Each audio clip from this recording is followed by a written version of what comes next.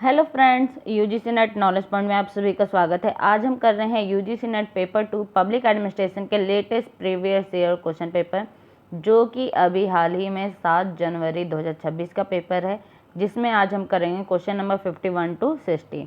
तो चैनल पर नए हैं तो चैनल को जरूर सब्सक्राइब कर ले, लाइक एंड शेयर करें। आइए स्टार्ट करते हैं। Question number 51, Hugo framework for action HFA 2005 से 15 निम्न में से किससे संबंधित है?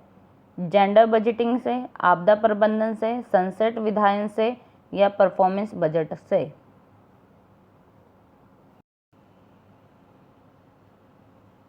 इसका करेक्ट आंसर है आंसर नंबर 2, आपदा प्रबंधन से।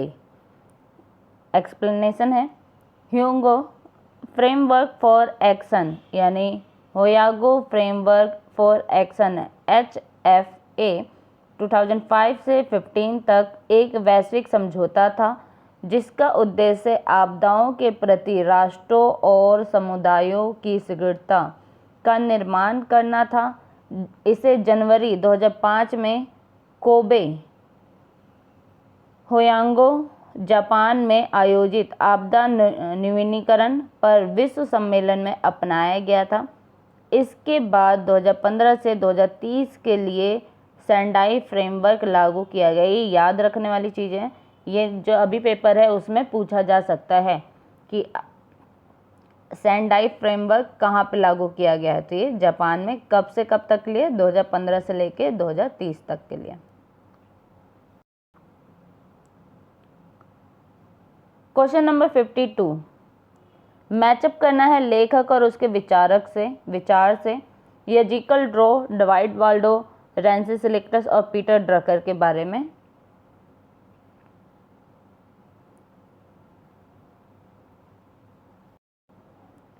इसका करेक्ट आंसर है आंसर नंबर 2, ए का थर्ड है Yehezkel draw,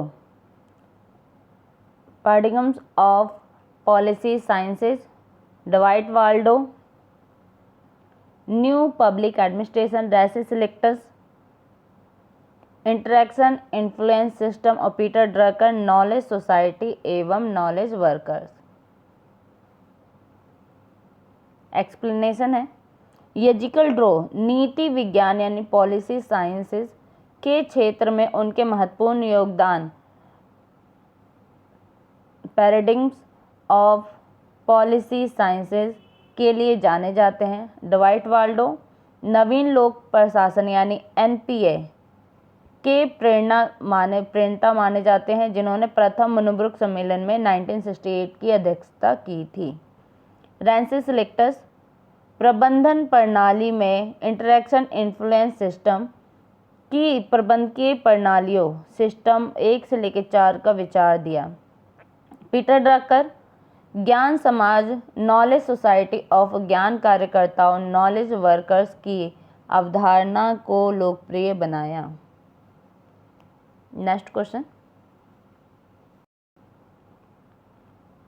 question number 53, organisational structure और हायरार्किकल पोजीशंस में बताने हैं डिपार्टमेंट, विंग, डिवीजन और ब्रांचेस। इसका मैचअप करना है।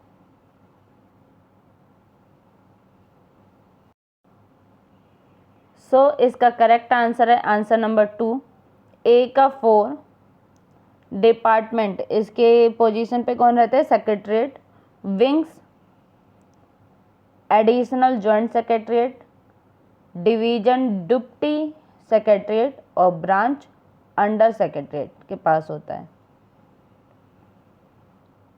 Explanation, in the central secretariat structure of the government of India the hierarchical matching is as follow: department headed by a secretary to the government of India, article 4 में बताया गया है। Sorry, ए का 4 matching है। Wing headed by an additional secretary या joint secretary, B का second है। Division typically headed by a deputy secretary on director, C का first and last. Branch headed by an under secretary, D का third.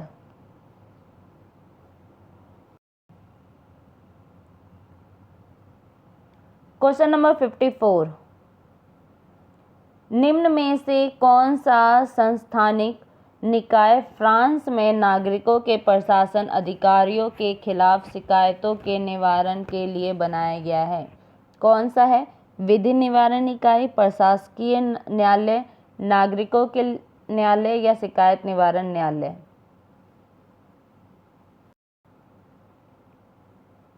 सो इसका correct answer, answer number 2, प्रशासनिक न्यायालय, administrative court, council एटाट। व्याख्या है, France में एक द्विस्तरीय कानून व्यवस्था है। सामान्य न्यायालय और प्रशासनिक न्यायालय नागरिकों और प्रशासनिक अधिकारियों सरकारों के बीच उत्पन्न होने वाले विवादों का निपटारा प्रशासनिक न्यायालय डयोट एडमिनिस्ट्रेटिव के तहत काउंसिल एटाट या राज्य परिषद द्वारा किया जाता है। Next question,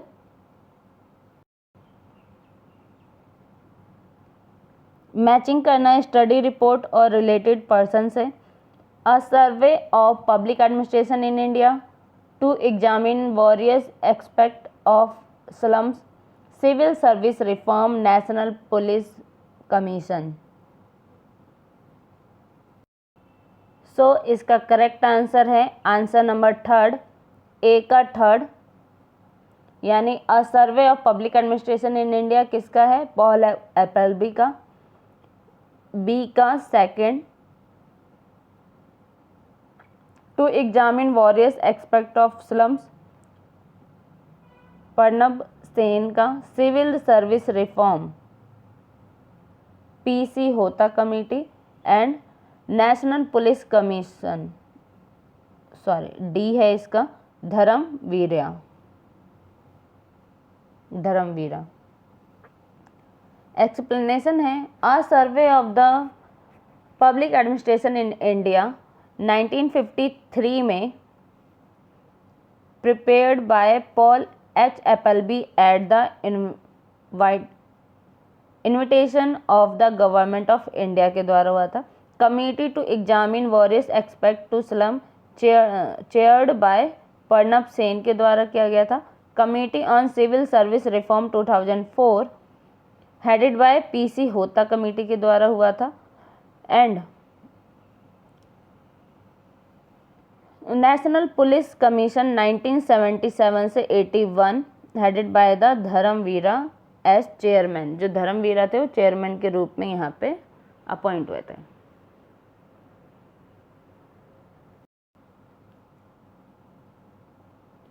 question number 56, article जो प्रावधान है और विषय वस्तु से मैचअप करना है। आर्टिकल 243 आर में क्या है, आर्टिकल 243 क्यू में क्या है, आर्टिकल 243 टी में और आर्टिकल 243 जेड ए में।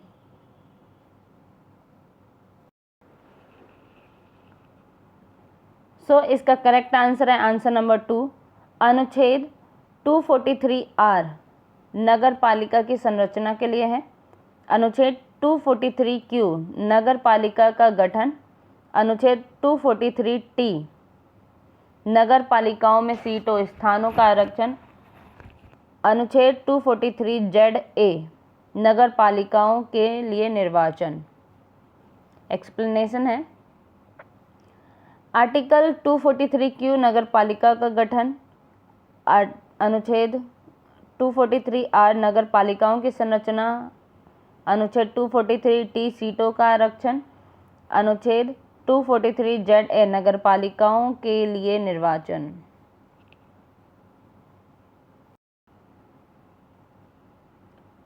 क्वेश्चन नंबर 57, adjacents और रीजन्स बताना है। adjacents है, Karl Popper argues that scientists should start with a hypothesis or a statement that is to be tested. रीजन क्या है, according to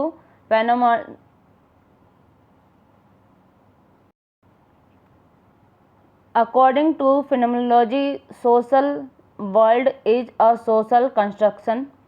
सो इसमें कौन सा सही है?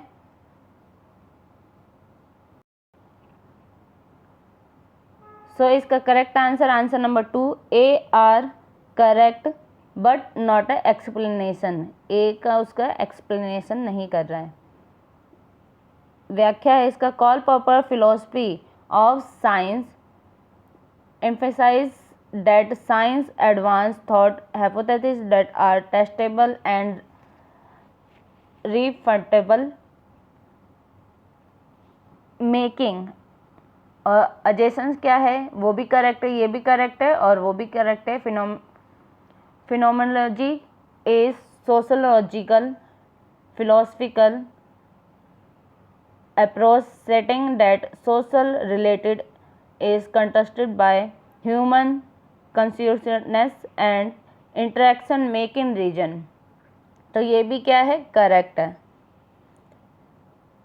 इसलिए कौन सा आएगा हमारा, दोनों ही सही है बट एक्सप्लेनेशन नहीं है। क्वेश्चन नंबर 57, मैचिंग करना है विचार और उसकी परिभाषा से। क्या विचार है, उसकी क्या परिभाषा है? शून्य परिकल्पना की क्या परिभाषा है? एन वीवो, इसकी क्या परिभाषा है? सत्ता मीमांसा। और इंटररेटर विश्वसनीयता। मैचिंग करना है इसमें। सो इसका करेक्ट आंसर है आंसर नंबर 2 ए का 4 मूल्य संकलन। वैल्यू कोडिंग क्या है? सामाजिक शोधों के स्वभाव के बारे में निर्णयों। एन वीवो बी का 1 सी ए क्यू डास पैकेज को गुणात्मक डेटा को व्यवस्थित करने में मदद करता है। मैत्रिकता सी का 3 परिभाषाएं जिनमें दो पक्षों के बीच कोई संबंध नहीं होता। इंटरकोडर विश्वसनीयता। सेकंड, किस सीमा तक दो या दो से ज़्यादा व्यक्ति किसी वस्तु की कोडिंग पर सहमत होते हैं, उसे इंटरकोडर विश्वसनीयता कहते हैं। एक्सप्लेनेशन है, एन वीवर, ये व्याख्या किसकी है? शोध पढ़ती, रिसर्च मेथोलॉजी के अंतर्गत आता है सारा कुछ। एन वीवर क्या है? यह एक लोकप्रिय क्वाडास यानी computer aided qualitative data analysis software, इसकी स्पेलिंग याद रखनी होगी। पैकेज के जो गुणात्मक डेटा है, क्वालिटेटिव डेटा में विश्लेषण में मदद करता है। इंटरकोडर विश्वसनीयता, इंटरकोडर रिलायबिलिटी, यह दर्शाता है कि किस सीमा तक दो या दो से अधिक स्वतंत्र कोडर किसी सामग्री की कोडिंग पर एक जैसा निर्णय लेते हैं।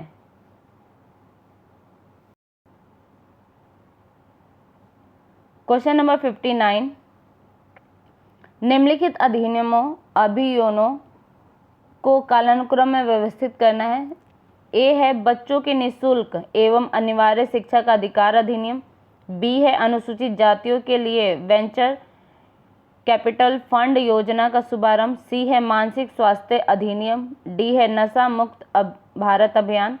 ई है लैंगिक अपराधों से बालकों का संरक्षण पॉस्को अधिनियम। इसको मैचिंग में करना है उसके काल के अनुसार, उसकी डेट के अनुसार। सो इसका करेक्ट आंसर है आंसर नंबर 2 सबसे पहले आएगा ए RTE बच्चों के लिए जो है। उसके बाद सी है नंबर 2 मानसिक स्वास्थ्य अधिनियम। फिर आता है बी 3 नंबर पे अनुसूचित जातियों के लिए वेंचर कैपिटल फंड योजना का शुभारंभ। फिर डी है आपका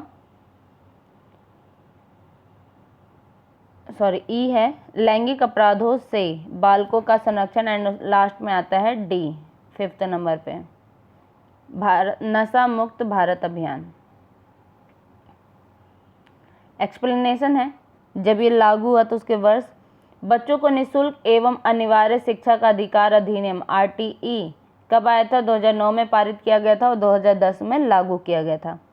लैंगिक अपराधों से बालकों का संरक्षण पोस्को एक्ट कब आया था? 2012 में।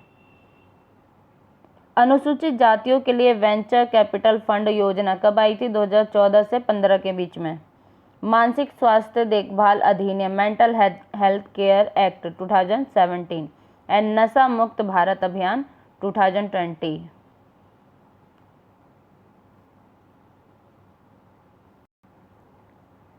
इस यूनिट का सबसे इजी क्वेश्चन, एलडी गुलिक के पोस्ट कॉर्प में एस के लोक प्रशासन में क्या मायने हैं? एस का मतलब क्या है? सिलेक्शन। एस का मतलब स्पेन ऑफ कंट्रोल। एस का मतलब स्टाफिंग। एस का मतलब स्ट्रक्चर। क्या है एस का मतलब? इसका करेक्ट आंसर है आंसर नंबर 3, स्टाफिंग। एक्सप्लेनेशन है, लूथर गुलिक द्वारा प्रतिपादित पोस्ट कॉर्प प्रशासनिक कार्यों का एक संक्षिप्त रूप है जिसमें पी का मतलब होता है प्लानिंग यानी योजना, ओ का मतलब होता है ऑर्गेनाइजिंग यानी संगठन, एस का मतलब होता है स्टाफिंग यानी कर्मचारी नियुक्ति स्टाफिंग, डी का मतलब होता है डायरेक्टिंग यानी निर्देशन, सीओ का मतलब होता है कोऑर्डिनेटिंग समन्वय, आर का मतलब होता है रिपोर्टिंग एंड बी का मतलब होता है बजटिंग। इन 8 शब्द को मिला के क्या बना है आपका पोस्ट कॉर्प, जिसमें एस का पूछा गया। इस बार देखिए कौन से शब्द का पूछते हैं। तो ये किसने दिया है पोस्ट कॉर्प? लूथर गुलिक ने। आज के लिए वीडियो इतना ही। वीडियो अच्छी लगे तो लाइक कीजिए, शेयर कीजिए, सब्सक्राइब कीजिए। धन्यवाद।